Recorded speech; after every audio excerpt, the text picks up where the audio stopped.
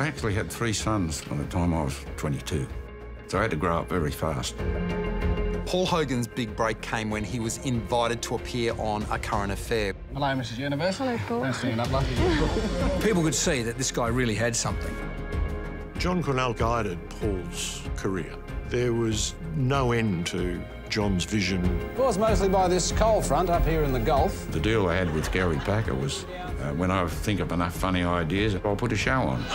There's no way to describe it as anything other than sexist. But they were sexist times. It was hard for all my kids then, thrust into a limelight that they didn't invite. And then everything became, you know, oh, is he really your father, and blah, blah. Paul had been thinking about the character of Mick Dundee, I think, for a while. So Charlton knows Dad. Linda wanted rehearse, Paul didn't. She thought I was a little bit aloof. You're a woman? This rather difficult association manifested itself into a closer and closer relationship.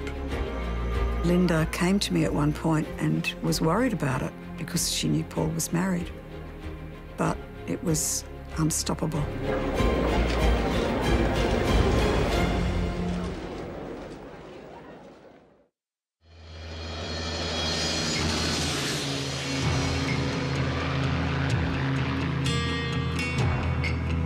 When Crocodile Dundee premiered, that was the first we knew about as a family. He didn't show us anything.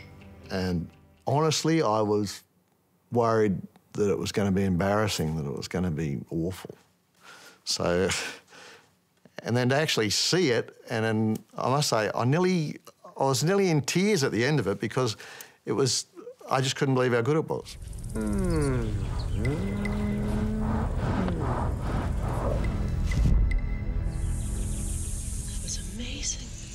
Mind over matter. Old bushman's trick. Crocodile Dundee opened in Australia to rave reviews, huge crowds, and that's precisely when Paul Hogan suffered a real setback. Comedian and actor Paul Hogan has suffered a small brain hemorrhage. A friend of mine ran the Nautilus gym in North Sydney, so I got on the machine, and I put twice my own weight in it. I got it, but I think I've pinched a nerve in the back of my neck. Oh, that's not right. By the time I got out of my car, my head was shaking like that, and I was thinking, not thinking. Well, I better go and see a doctor or something. Wife Nolene and son Todd waited patiently today to hear the results. Hogs had a small amount of bleeding from a blood vessel on the brain surface. We've walked in, there's cameras everywhere, there's people everywhere. We've gone in to see Dad, and as we've walked through the door, they've asked us if we'll walk back out and walk in again because they didn't get the proper shot. The worst part is I think we actually did it.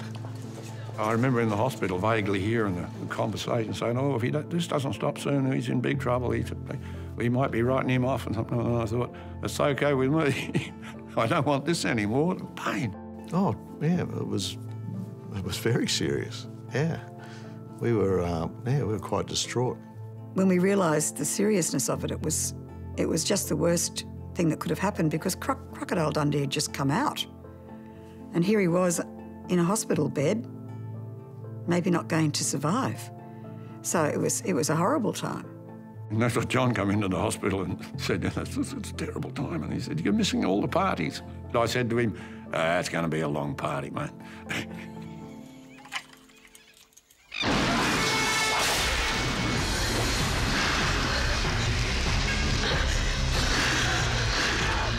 Both John and Paul were extremely confident about the success of Dundee because prior to going to America, it had been a big hit in Australia.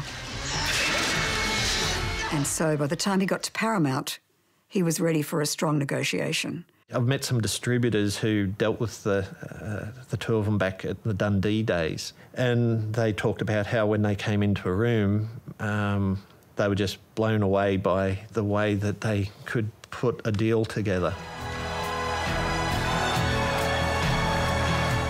John went for the blue sky deal, so Paramount got the first little bit and he and Hogs got the rest.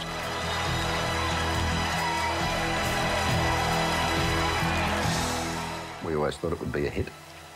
because we thought that it was the sort of movie that was needed. Not much violence, happy ending, a little bit of charm and things like that. But it's gone through the roof. I mean, this is ridiculous. We made it for $6 million US, and it's done 300 and whatever it did around the world, and was #1 in almost every country. So there's a lot of biggest evers in there. In fact, Paul Hogan used to say to me, don't tell me about how much money it took last weekend, tell me about the evers. Oh, he's wonderful. He's pretty sexy. Fantastic, loved it a lot. Bloody good. When Dundee happened, he was a superstar, and then, of course, he was offered everything after. Mr. Paul Hogan. I got to host the start of the Oscars, and I was nominated for an Oscar, and I thought, well, it's about time to retire. Nothing else to do. But I travelled 13,000 miles to be here for this, and if they read out someone else's name instead of mine, it's not going to be pretty. And they let me open the Oscars without seeing a script or without rehearsing, which was a highlight. And it's never happened before or since. One wrong word, one foolish gesture, your whole career could go down in flames. Dom DeLuise and Dustin Hoffman followed me around backstage all night, introducing me to people. And they're all saying, he doesn't use auto cue. You see that? They were so impressed that I never had everything written down. And how do you top that? And there's this pressure to top that. You know, everybody wants to have a second go. Paramount, in particular, kept sending people out and begging letters and presents and saying, write a sequel, because that's, you know, Hollywood. You was a diggy. This is the police. Put your hands on your head. So they had a second go with Croc 2. Hey, Sarge. And it took a slightly different tack and wasn't as successful as Croc 1. Breakfast. But it was still in its own right a hugely successful film. It took $240 million or something, which is like $600 million today. So it was hugely successful, and it was fun. The gate checks out. That's the final scene of Michael J. Crocodile Dundee. Thanks, Hugs. Thank you, son.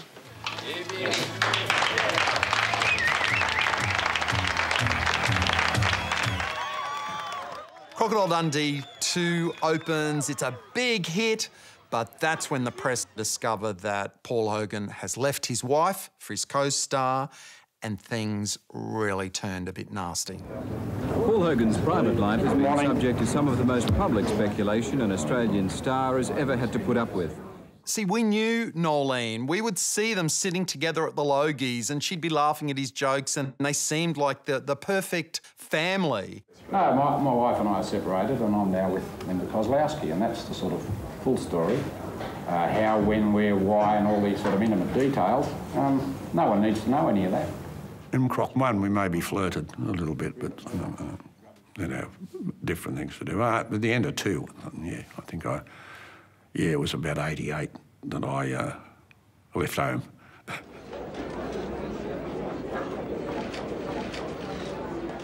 I'd known Paul for a very long time, and I had never seen him flirt or waver from being a loyal husband and family man.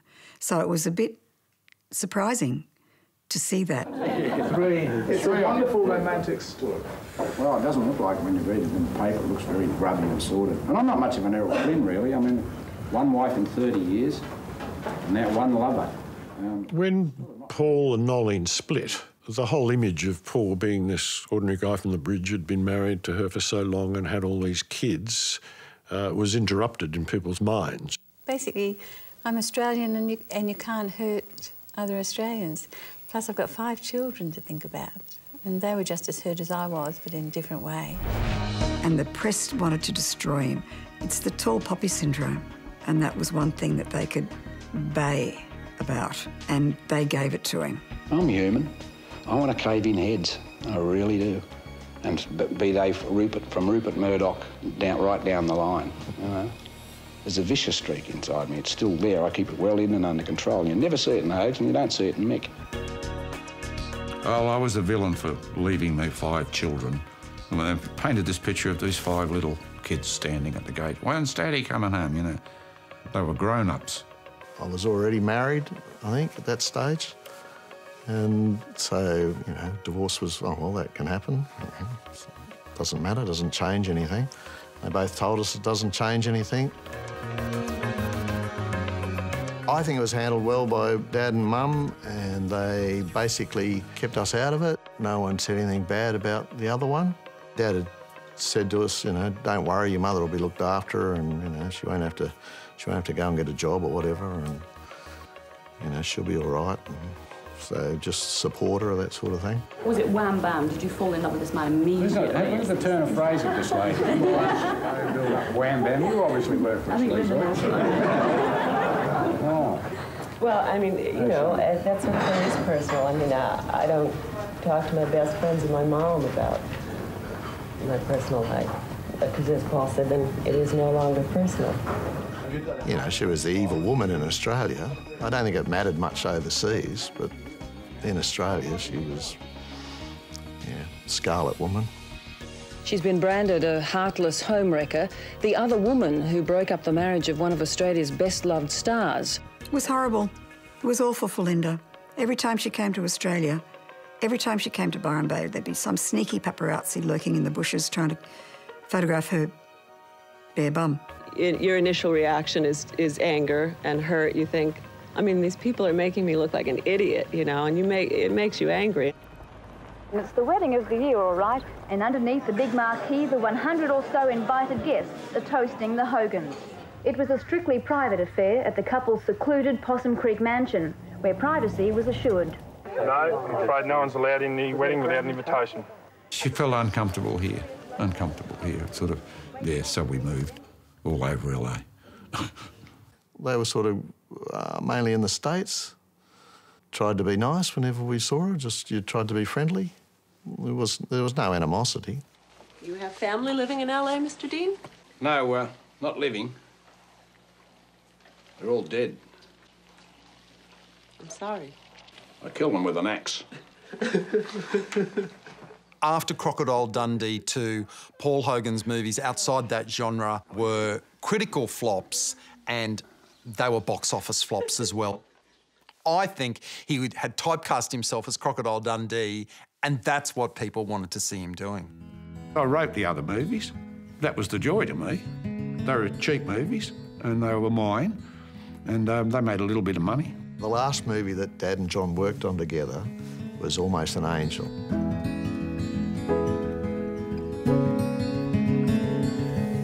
I'd written Lightning Jack, this Western, but John was not feeling that well. And then, you know, his health started to deteriorate from that on, so he didn't work on that one. But he didn't want to publicise the fact that he wasn't feeling that flash, you know. Unfortunately, John, in his heyday, when he was at his very best, got early signs of Parkinson's disease, and that progressed. And it's very sad. It's never affected him mentally in any way. He always kept low-key about it because he didn't want to become the Parkinson's guy, you know, like Michael J. Fox did. He came down with me at the last time I got an award, but mostly he doesn't want to get out in public and be gawked at, you know, because there's nothing wrong with up here. The brain's still there. It's just a little trouble communicating. And Delvine's magic. She's the ever-ready bunny. She never stops and looks after him. We've been together 44 years, so to watch Parkinson's disease steal his life is sad, confronting and challenging. More for him. But lately, he's been having fantastic results from his voice therapy sessions, and he's got his voice back a bit. So that, to me, is a prayer answered, because we can have great conversations again. So he's in a happy place. He's a very brave man. He never complains. You wouldn't know the depth of his suffering from John. I really admire that. I think it was a source of great regret to Hogs that John decided to pull out and no longer be involved in production.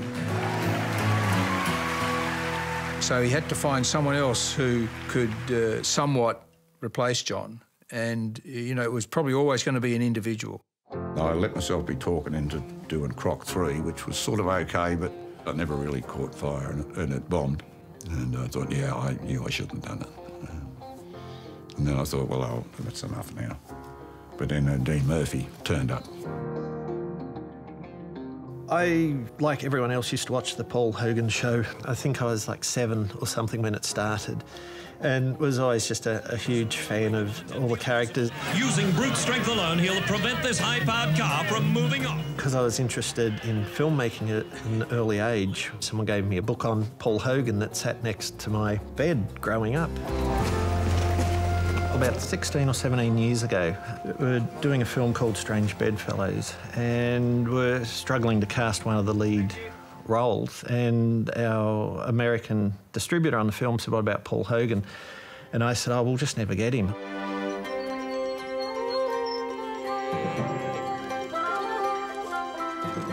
Bloody women. He sent me a script or an outline of Strange Bedfellows, and I thought it was really funny. And I met him, and he was such a low-key, easy-going sort of guy, and I thought, yeah, I could work with this guy. He'll be no problem.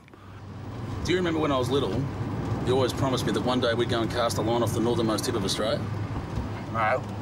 Well, we're doing it. And then he came up with Charlie and Boots, with Shane Jacobson, who I'd met before, another lovely bloke.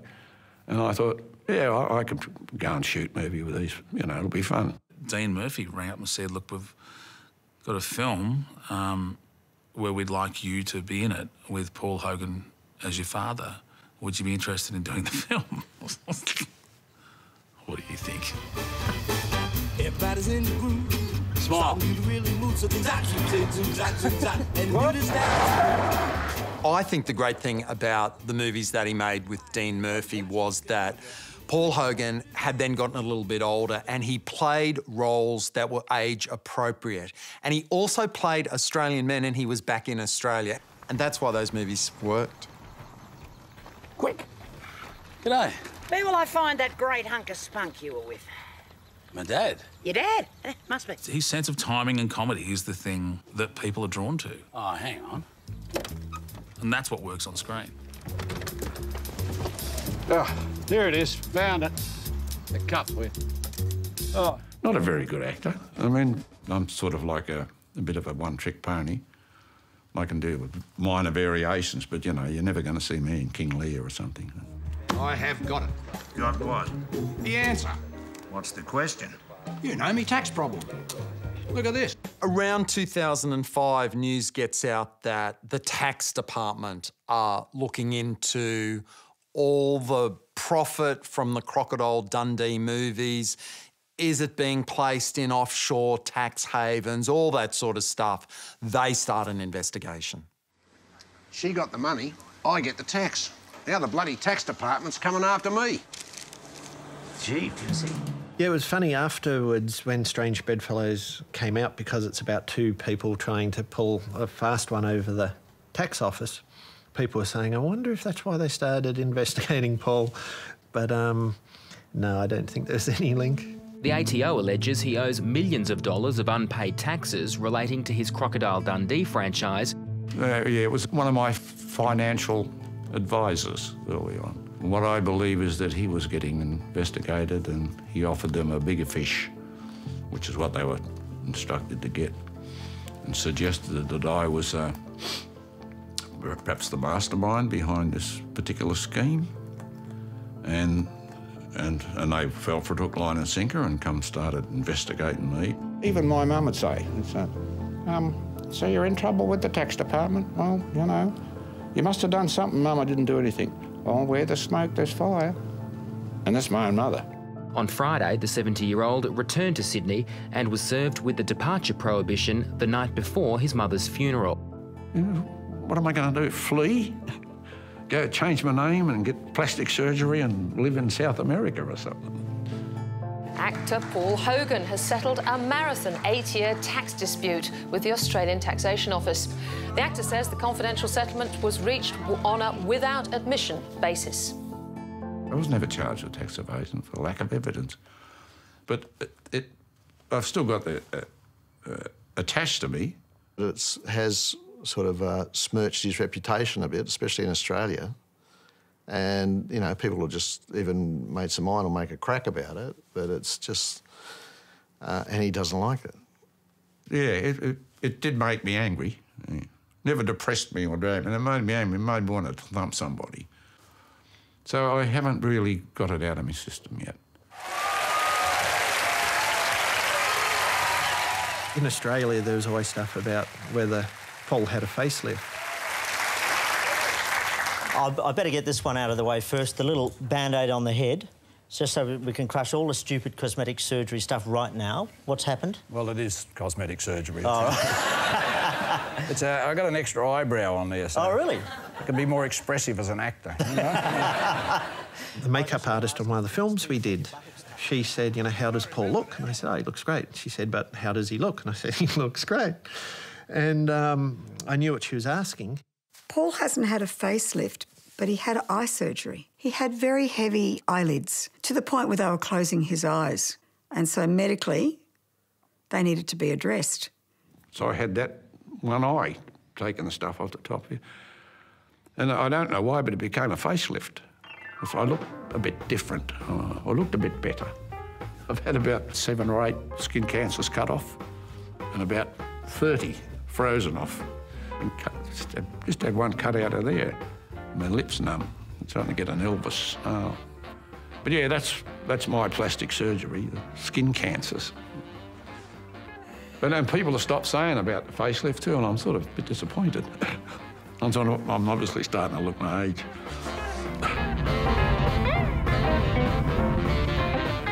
The way Paul sees it, he retired after the first Crocodile Dundee and now just does something when he gets bored. Hi, it's Shane Jacobson, here to see Paul Hogan. Paul leads a pretty calm existence. You know, he's single, he pretty much keeps to himself. He lives a simple life. Oh, hi there, Shane. Hey, mate. How are you? I was just cleaning up around the house a little bit. So you've moved 14 times since you've been here in 20 years? At least. No, I just got a bit of gypsy in me. So according to rumours, you can't hang on to a house or a woman? Yeah, I'm flighty, mate. You're flighty? Yeah.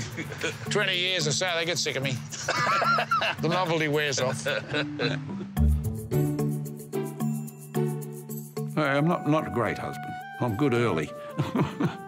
And then it's sort of like, finds out. Because I'm a little bit of a hermit. And there's no bitterness. I think the first one was a bit bitter because I did leave. With Linda, it just sort of wore out. It was that thing, I think it's a great example of opposites attract. And then one day, they're just opposites. He and Linda still get along great. And when I was doing one of the tours with Paul, I spoke to Linda on the phone. She was saying, you know, this is after they'd separated. She's like, look after him. You know, he's not 30 anymore. He thinks he is. I still see her because we've got a son between us. I got custody, which I wanted. Paul's son, Chance, is great. He's got a very funny sense of humour. Oh, he's a great kid. He's a stirrer. He's a stirrer. He's a bit like, if he knows there's paparazzi around, he'll go and do something deliberately and then you'll see him. So he's inherited that stirrer streak.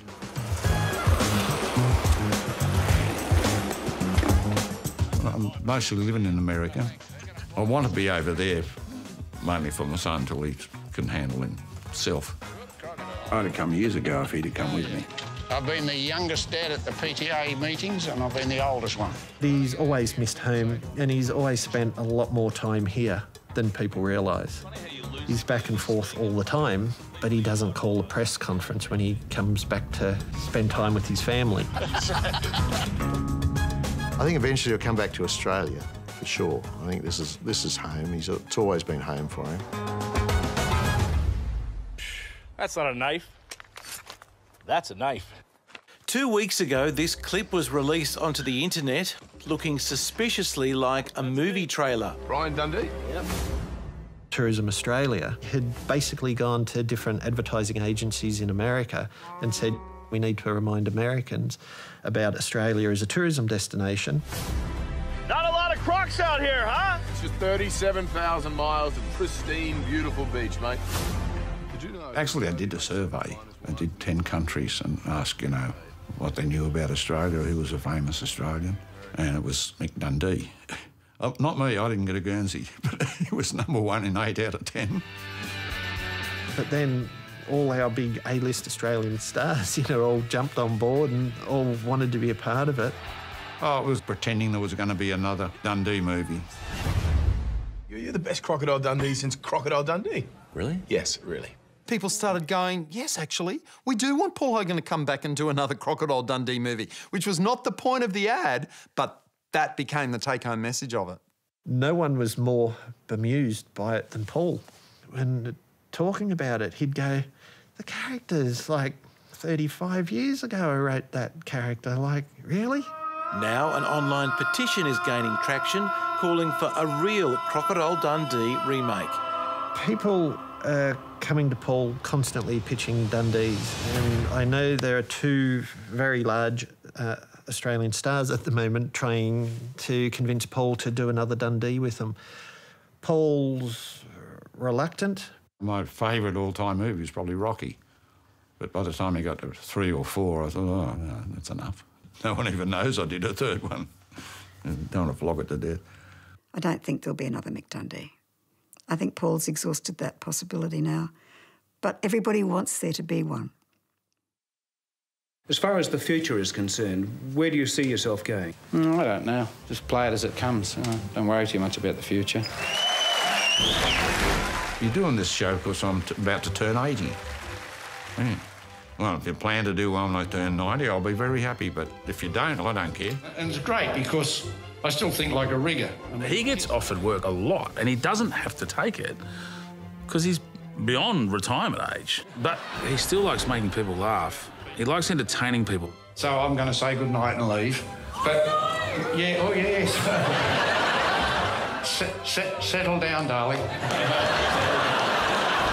Thank you so much for coming. I hope you enjoyed the little journey with me. I loved having you here. Good night. Good night. That's the dangerous end. You can look back and say, God, what a great career he had.